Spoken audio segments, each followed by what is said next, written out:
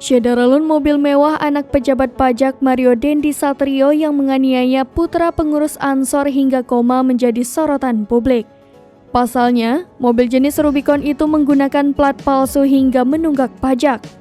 Dikutip dari tribunnews.com, mobil Jeep Rubicon milik Mario itu juga tak tercatat di LHKPN.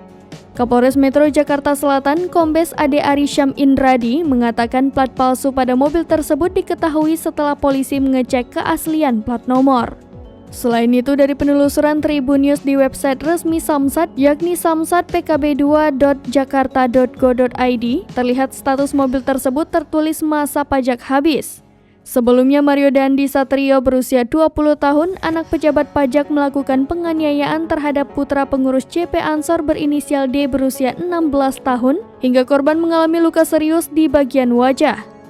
Kapolres Metro Jakarta Selatan, Kombes Ade Arisha mengatakan peristiwa bermula saat Mario mendapat aduan bila teman wanitanya yang berinisial A mendapat hal tidak menyenangkan dari korban D.